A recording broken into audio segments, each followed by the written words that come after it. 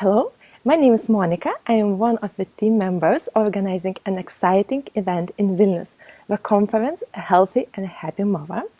And today I have the pleasure to present you one of the key speakers at the conference, Cornelia Enning, who will give a speech on a very important and exciting topic called Gentle and Successful Childbirth. Hello, Cornelia, it's nice to see you here. Hello. Cornelia Enning is a psychologist, midwife, author of 5 books about birth, and expert in this field. During her 40 years of practice, she has trained more than 9,000 midwives and doctors in hospitals and external seminars. So, dear Cornelia, would you please shortly introduce yourself? Would you add something to your introduction? Yeah, I'm specialized on water birth, of course, and I'm a home birth midwife. And what to say?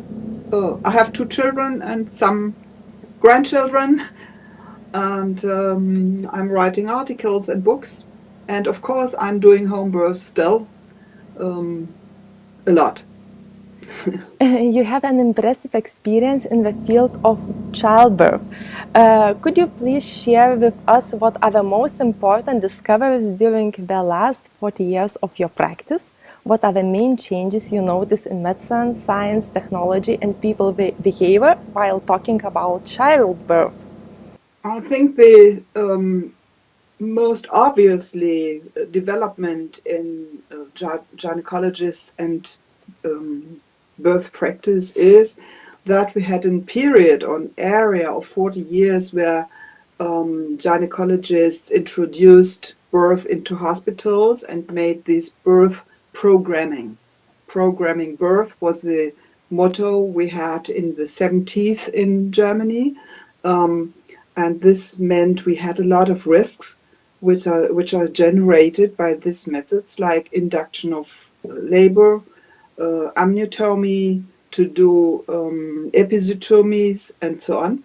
And so today, I think the change in this science is to do the reset before we had this period. And so a lot of science is proving that the most important thing is to have an undisturbed birth.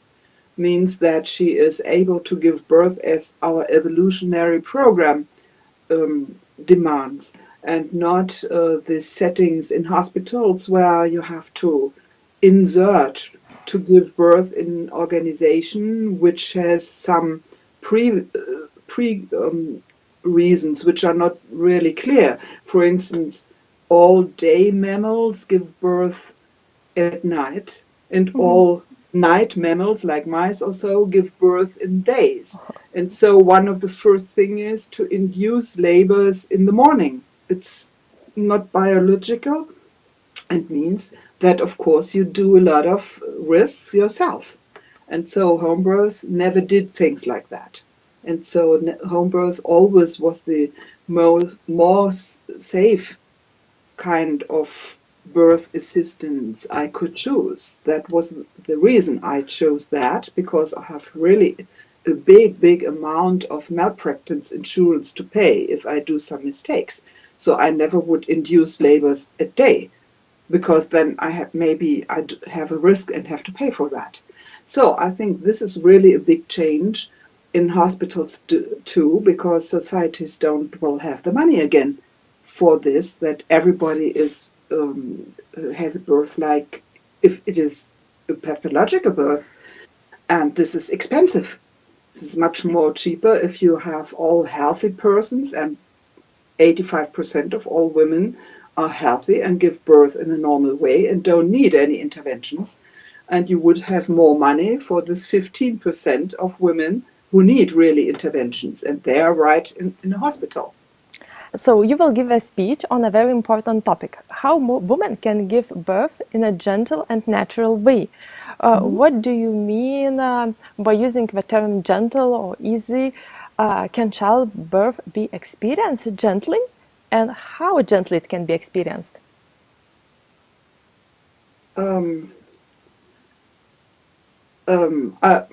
the first thing is you try to have an undisturbed birth.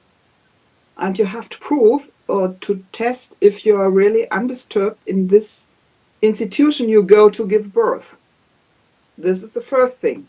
In the whole global area of childbirth, we have that in hospitals people have their doula or birth assistant going with them, because they need someone who really saves their environment, their surrounding against disturbing birth. For instance, if she comes into the hospital and has natural labor, and then she goes into the labor ward, maybe you have all lights on, and this really stops labors. This is, this is investigated in the 80s of the last century, so this is nothing new. But the problem is, in hospitals you can't do physiological birth in an organization where you have other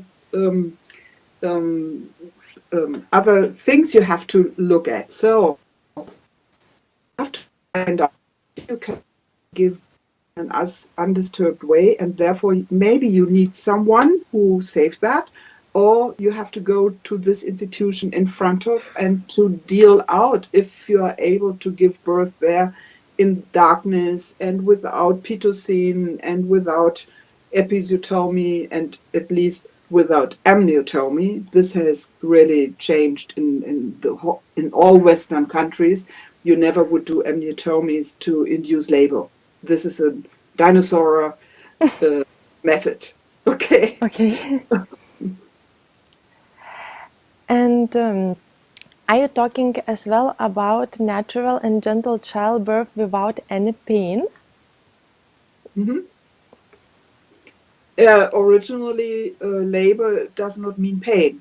Labor is English for to work, to have energy to work, and not to have pain.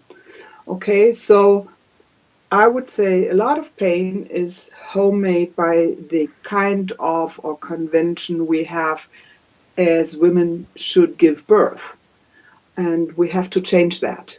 So you would need a lot less painkiller or pain reliever if you would have darkness for women, intimacy or privacy, and the original hormones she releases and not which are synthetically made by pharmacy. And of course, if you use water. I'm a fan of water. Yes. Yes, and actually for me it sounds like a miracle, like that all that you are like saying and talking, and it's very new and very fresh. And what are the benefits of a gentle and natural childbirth for mother and child? It's much more healthier. You have less injuries, and I mean like tears or so. And you have used your own hormones for that, and this means that every trigger and step is done one by the other, and this means that your whole healthy in the first year of the child is much better. Of course, you should breastfeed the baby 2 years. We recommend nationally 2 years to breastfeed, because primates originally breastfeed 5 years, and so it's a cultural modulation already if you reduce it to 2 years.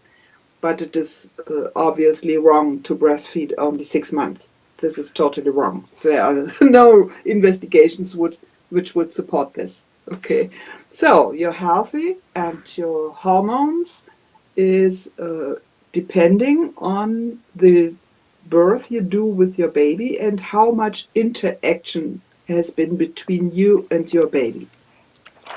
And are there any risk for such a birth?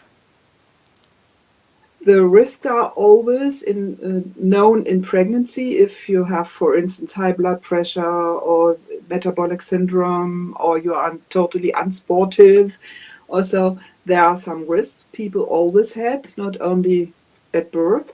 And if you have these risks, then of course you should not give birth out of hospitals, because the risks need to be treated, but you always know the risks. This is not that there's a surprise and suddenly you get metabolic sick or so. It doesn't work.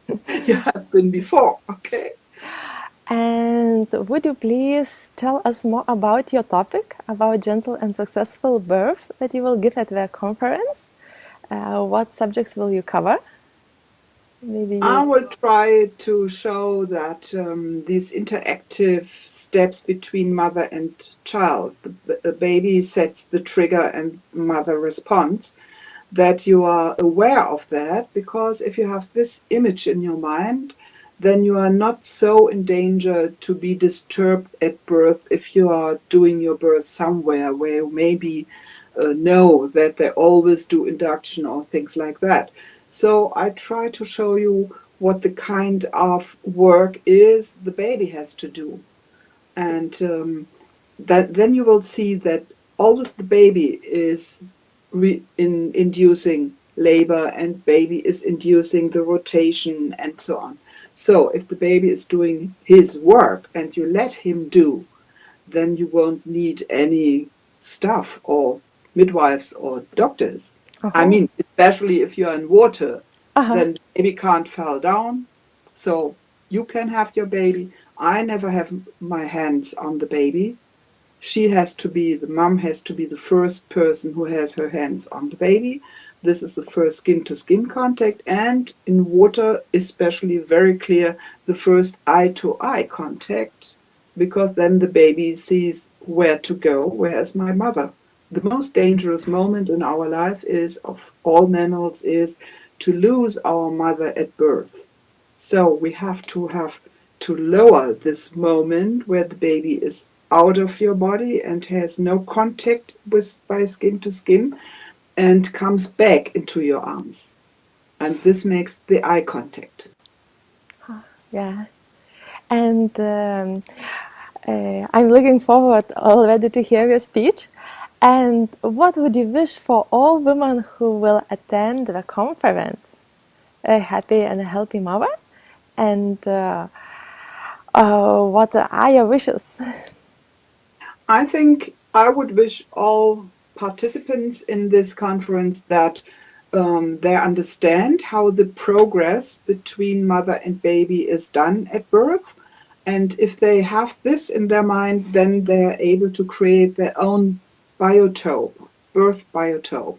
And then it is totally not interesting where they give birth, because they go back to their basics as our evolution or God or nature, how do you call that, depending on your ideology, who is originally done. So if you can go back to your original birth program, and you have your body awareness for that, then you will be in contact with your unborn or newborn child, and then you will see the baby is doing this for you. You are only the person where the baby comes through. And so I hope that the participants, after that, if they have seen how normal a birth would be, how physiological births are, then they are able to do their own biotope and go to their institutions, hospitals or what else, and to say, I want to have this and I want to have that. This is important for me. Yeah, I hope that as well. And thank you, Cornelia.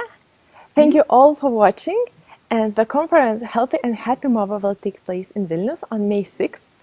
Visit our conference website www.mamosdiena.lt and join our Facebook for more news.